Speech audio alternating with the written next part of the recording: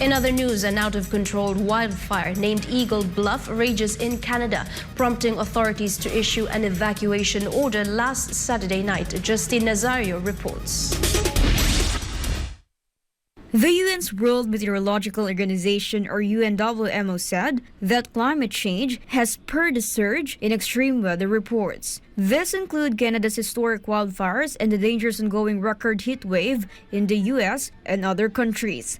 A wildfire named Eagle Bluff Fire, which crossed over from the U.S. state of Washington, is approximately 4 kilometers or 2.49 miles from Osoyoos and covers an estimated area of 885 hectares or 2,200 acres on the Canadian side of the border.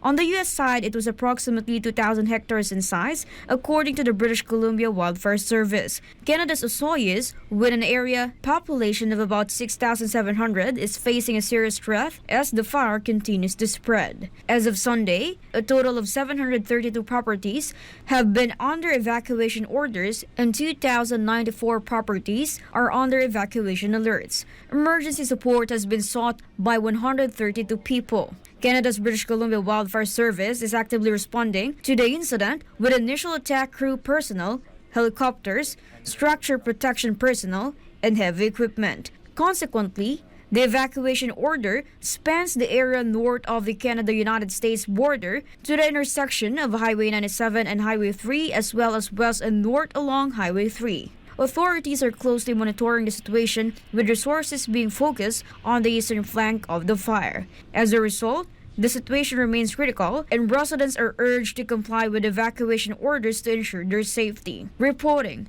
this has been Justine Nazario, SMNI News. The United States will help Australia produce guided missiles and rockets by 2025 as the two allies take a major step in expanding their military alliance. Gillian Lebuit reports. US will seek to boost its shrinking weapons stockpiles by helping Australia develop a missile manufacturing and exporting industry. Australian Defence Minister Richard Marles announced the project after meetings with US Secretary of State Anthony Blinken and Defence Secretary Lloyd Austin III in the city of Brisbane. Marles expressed hope that missile manufacturing could begin in Australia in the next 2 years.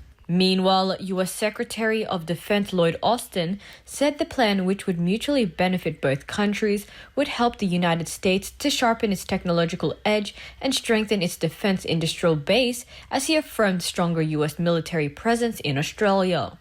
We continue to increase the rotational presence of U.S. forces in Australia. This includes maritime patrol and reconnaissance aircraft, which will enhance our maritime domain awareness in the region. We're also introducing new rotations of U.S. Army watercraft and expeditionary submarine visits to Australia. These efforts will bolster deterrence by strengthening our interoperability and enhancing our sustainment and logistics capabilities for critical missions. Marles expressed hope the two-day meetings known as the Australia-United States Ministerial Consultation held in Brisbane heavily focused on regional security and military cooperation. After the talks, Marles and Austin travelled to North Queensland to observe the ongoing exercise Talisman Sabre, participated by 30,000 troops from 13 countries. The massive joint military exercise, however, were put on hold on Saturday after an Australian military helicopter participating in the war games crashed into the ocean, killing 4 soldiers. Reporting from New South Wales, this has been Gillian Lebuit, SMNI News, Australia.